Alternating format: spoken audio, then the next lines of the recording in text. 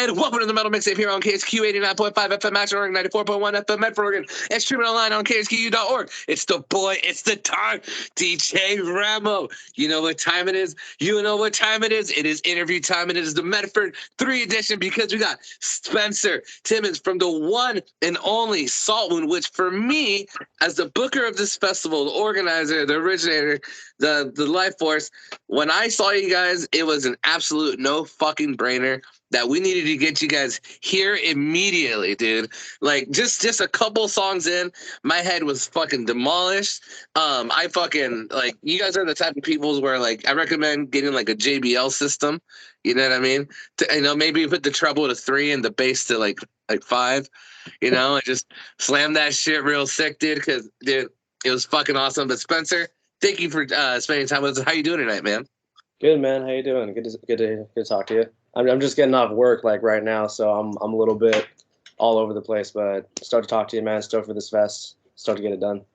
Oh, for sure, dude. Hey, man, I feel you, man, dude. I work construction 40 hours a week, dude, and I'm tired as hell, dude. And I'm still getting sawdust out of my hair, dude. So I feel you, man. Oh yeah, forklift operator here, so I feel you on that.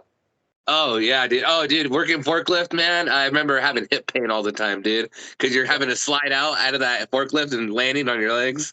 Mm-hmm. Yeah, the ones I'm on are like standing too, so it's just like the vibrations on my feet all day long, like just fucking killed. Dude, Saltwound. I remember first hearing of this band from your bass player, Marty Delgado, right? Yeah.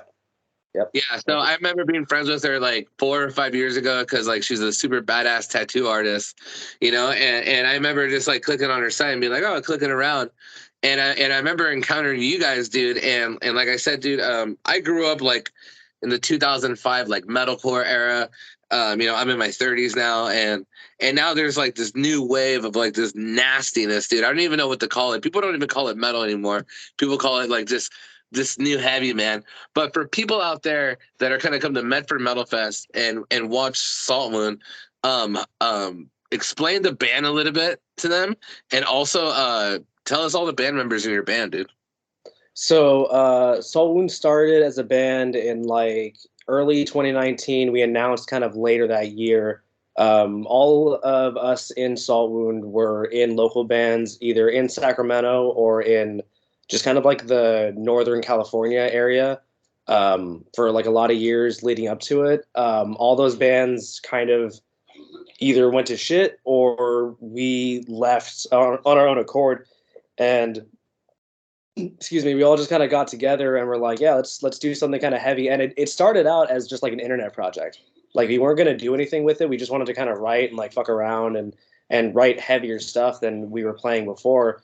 And especially the first person I started with was our guitar player, Sean. And he and I are both like, we can't sit still very long. We have to be doing something constantly. So we were like, oh, well, shit, we already have a full lineup because our drummer, Brandon, joined like, I think a week or two after us forming the band. And then Marty joined later that year. And we're like, shit, okay, well, let's see if we can write a full EP, I guess. Okay, well, we did that. All right, let's see if we can do a music video. Okay, we did that. All right, well, let's see if we can book a show before you even announce the band is even a thing. Okay, well, shit, we did that. All right, well, what do we do next? And it just kind of kept going like that. And there was like a lot of hype generated around it before we even announced the band, which is really cool. Like that's something that we never had happen before. So we were kind of like, okay, this is something special then, because like people are already stoked about this before we've even told people officially that we're like a thing. So like that's pretty cool. And then we obviously, we formed tail end of 2019. So then we played like 5 shows, and then the pandemic hit. Mm-hmm. And we decided to try to use that opportunity to say, okay, well, we can't play shows anymore, but what can we do? And we spent a lot of time like honing our craft. We released an EP in July of 2020 that took us really far. Volume 1, Deadweight. that's still getting I mean, it's already, I think now it's almost at 1 million streams. It's like 800,000 streams or something on Spotify. Congratulations, dude. Congrats. Thanks, man. And then we did a ton of merch drops and everything, and just kept like trying to give fans that like merch experience. You know what I mean? Because like when you don't have shows anymore, something that people forget about isn't just the playing; it's the interactions you get with people at the merch table. Them coming up, looking at a T-shirt or a hoodie or a CD or whatever it is, and having that like physical connection with the band.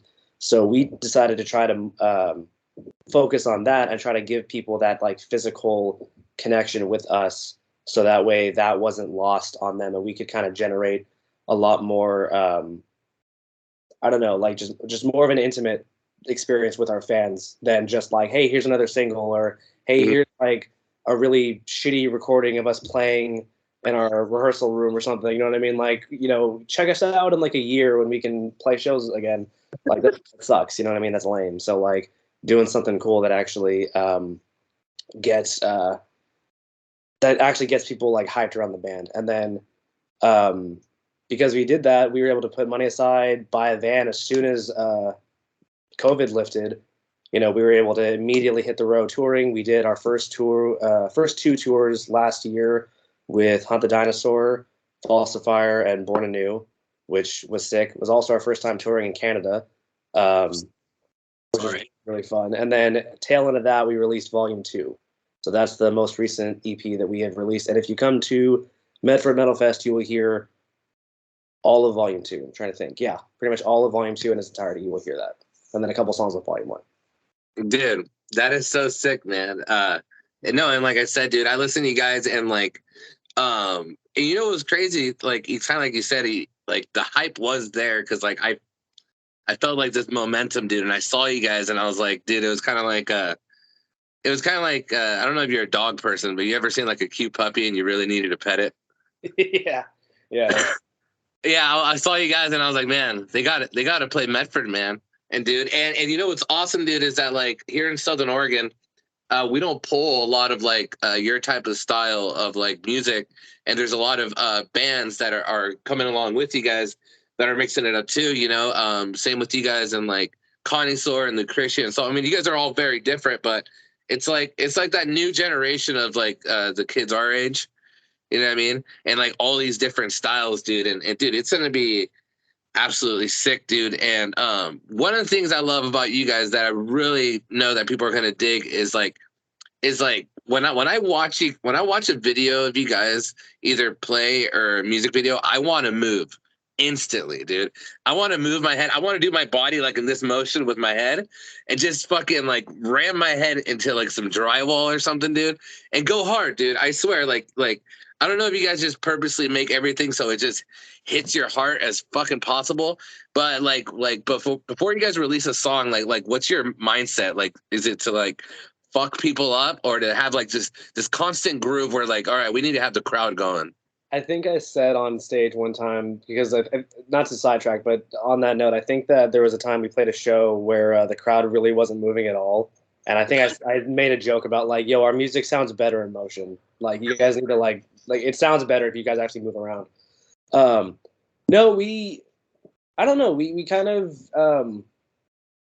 we definitely try to write stuff that I think a conversation that gets brought up a lot in the writing room for us is that we talk about like, okay, what do we want the crowd to do at this part? You know what I mean? And we kind of have that deliberateness of like, okay, we want the crowd to two-step here, so we're going to throw like a two-step part in, or we want the crowd to get ready for like a big breakdown coming up, so we should add a build-up here because that'll make this breakdown hit harder.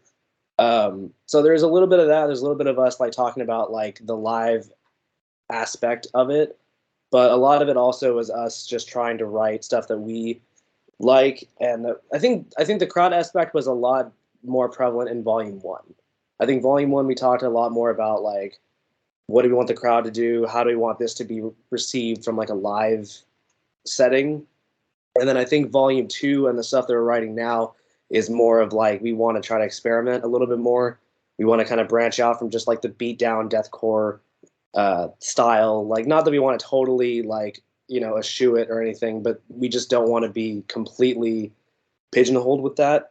Mm-hmm. Because there's only so many times you can write like a fight riff, honestly. Like you can write a riff that like, yeah, cool, it's just quarter note chugs and beating ass, like sick, awesome. Like there's some bands that do it and they do it really well, but it's like after, you know, the ninth song on an album of just the same riff over and over, it's like, bro, this okay, I'm good. I'm gonna go listen to something else. And we want to be that band that never gets boring, and that when you listen to a Saltwound record or an EP or whatever, you know, we want each song to have its own unique sound, its own unique kind of vibe to it, and we don't want people to get bored, because that's the thing that we hate. Is like when we're listening to a record and then it just falls off and we're like, damn, I'm bored now. This was cool for the first three songs, and then the rest of it's just like phoned in.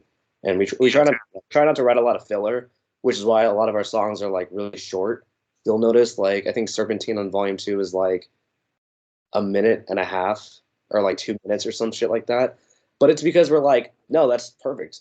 Like that's the end of the song. Like we don't need to add anything to that to make it the song that is the song.